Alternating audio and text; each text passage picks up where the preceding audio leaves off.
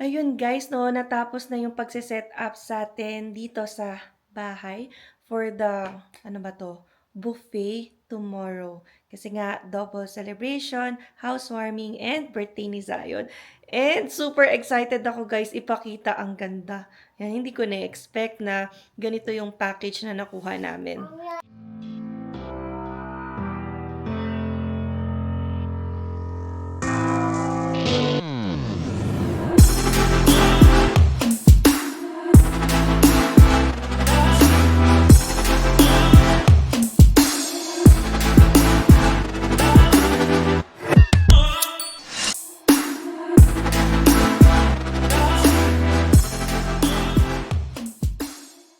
Hi guys! Welcome back to our channel! Say good morning. Good morning. I'm Zion. I'm Zion. It's my birthday. It's my birthday. Yes. Thank you po sa lahat ng bumati kay Zion nung nag-post kami sa aming Facebook page. Ayan. So, hindi kami nakapag-celebrate kahapon na kasi it's meant to be celebrated tomorrow. Kaya ngayon ay maglilinis tayo, mag-aayos at mag-a-assemble ng kailangan pa i-assemble para sa gaganaping maliit lang naman na celebration na party ni Zion. And syempre, para isang gastusan na lang, yan, naisipan na rin namin isabay yung house blessing and yun, sort of housewarming para sa mga friends namin. Yung nga lang, as mentioned din ni Alwin, hindi nga talaga lahat, sorry talaga sa mga hindi namin maiimbitahan dahil limited lang yung space namin. Napakaliit lang ng aming space, di ba? Townhouse lang to. Although, nag-prepare kami ng extra space, yung mga chairs and tables sa basement, pero yun, I think limited lang talaga yung aming maiimbitahan. Siguro next time, no, kapag mag-birthday ulit si Zion, tapos i-hold namin sa park, ayan, maka-invite na kami ng mas marami. So, yan. Ito nga pala yung area ng aming dining area. Yan. Cleanier ko na yan kasi dadating yung magki-cater. So, yun nga, no, magpapa-cater kami kasi hindi namin mahaharap ni Alvin ang pagluluto. And syempre, hindi naman ako nagluluto. Prito-prito lang tayo. And kung may sabaw ay, syempre, with the help pa ng YouTube and panlasang Pinoy. So, ngayon, para hindi tayo ma-stress, yan, and since double celebration naman, yan, nag-alat na kami ng panggastos para doon sa caterer. So, ito yung area kung saan daw siya magse-set up. So, pakita ko sa inyo. Ayan, ito pa L-shape daw siya. Inaantay ko yan. 11 o'clock daw sila dadating. Ayan. And then, yesterday, nakahiram nga pala kami ng folding chairs kay Sis Monet. Shout out Sis Monet. Thank you so much sa pagpapahiram. Tapos si Tita Nora din magpapahiram ng more folding chairs tomorrow. Yeah. So, klaro na to. Klaro na yan. Kaya, meron na tayong paglalagyan. Kaya dito na napunta yung inisod ko lang muna. Hanapan ko ng lalagyan ito. Ayan, tama, hindi na sentro. Kasi I have to change the setup. Here. It's your birthday? Zion, I'm gonna ask you. Here. How old are you? 4. 4. Yeah, happy birthday. Mommy, come here. I Where? want for you. Show what? The toys. Toys. Yun nga pala, no, napakabait ng boss ko. So, meron kasi siyang stack of toys sa office. Hindi ko rin alam kung anong gagawin niya doon. Minsan, pinapahiram niya kapag yung clients may kasamang bata, gusto mag-play habang nagmi-meeting. So, pinapahiram niya yun. Pero, since na-stock nga to, tinanong ko kung pwede kong maborrow over the weekend. Sabi niya, feel free nga. And kung may magustuhan, kunin na rin. Ayan, no. Ito yung mga nagustuhan ni Zion. Educational ones yan, di ba? Ayan. I made this. Oh, you made this. Ayan, ano nga pala kami, nag-try na yan. Colors, numbers. May Mommy, weather I'm pa. not made that. Oh, I made this. yeah, the shapes. Oh, you made that. I'm not. Oh, the animals. Let's try this. Yes, try this. And yun. So, ngayon ay Saturday, wala si Alwin, kaya tayo ay maglilinis ngayon. And yun nga pala, no, kahapon, may mga last minute errands kami. And plastic fork and spoon in case kulangin. Although meron na tayo, basta ready lang. Tapos candles, pag syempre blessing ng bahay. So, 125 lang yan. Pero, gagawa ko nito guys ng circle para in case tumulo, di ba, yung candle, hindi dito sa lapag. Syempre, mahirap pa magkuskus.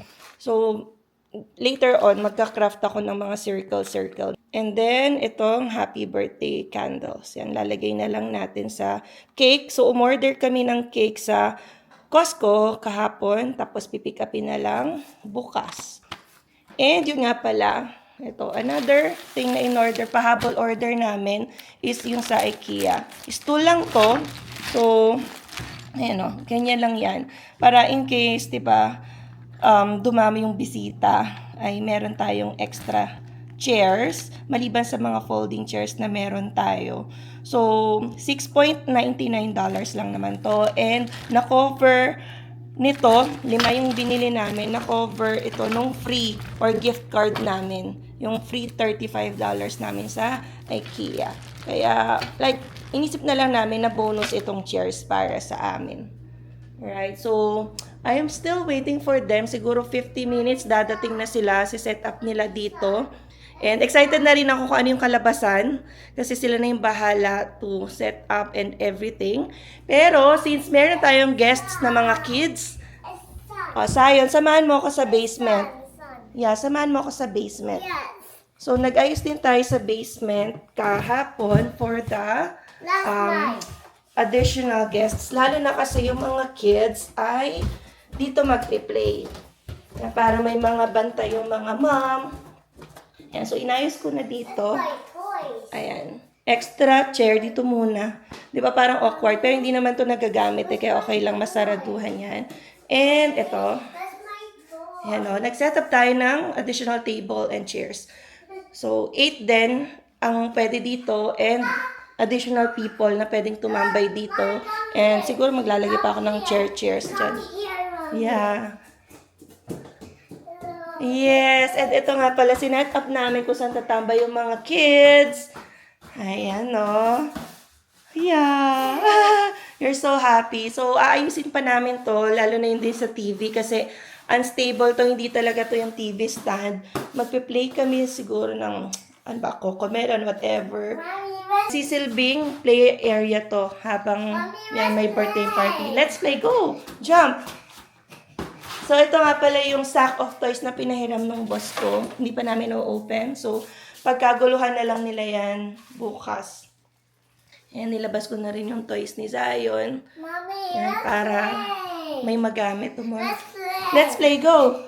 Are you excited for tomorrow? No. No? Let's play. Ayan, so marami pang aayusin. Play, Diba? Mommy. Ito, si Alvin, oh, hindi na-shoot yung ano, kasi nalaglag eh. Hindi niya na-shoot to. Ayusin ko pa yan later. So, yan lang naman ang pagkakaabalahan natin. Oh, let's play na. Let's go. Can you get the toys doon, no? Yung stuffed toys sa ilalim? No. Oh, ayan. So, again, ito yung CR natin sa basement. Hindi namin to nagagamit kasi nga walang tao. Pero sabi nga nila, i-flash-flash minsan-minsan para, ano mo yun, ma-maintain yung functionality. Ayan. Maglagay na lang tayo ng little plant. Ayan. Para sa mga guests din, may CR sila sa baba. Kaya, ayan, o, diba? Extra space.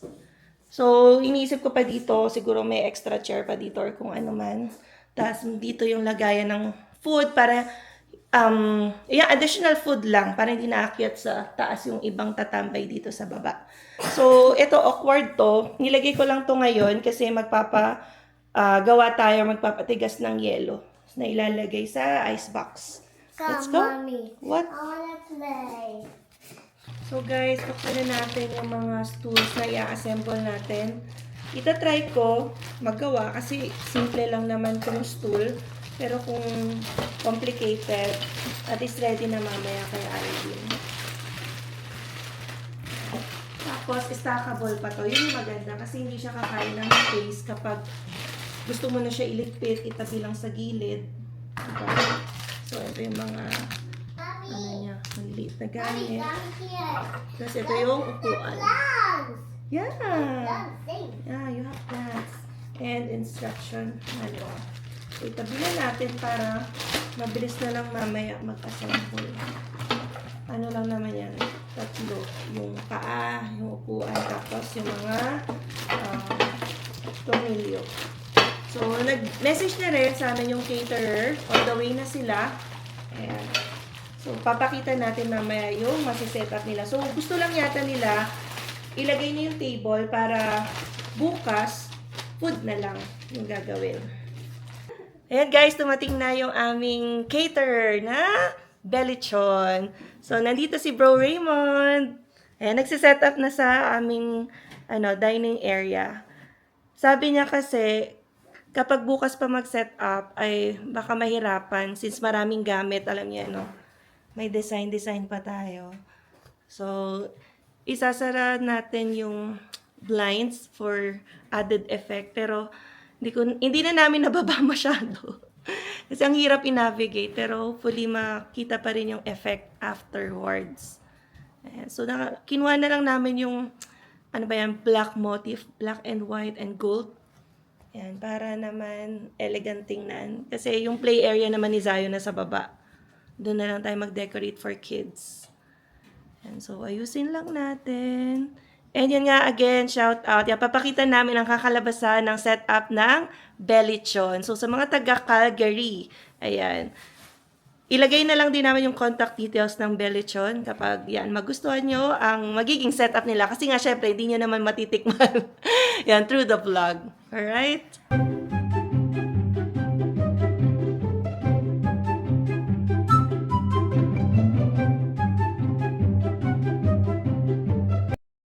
Ayun guys, no, natapos na yung pagsiset up sa atin dito sa bahay for the, buffet tomorrow. Kasi nga, double celebration, housewarming, and birthday ni Zion.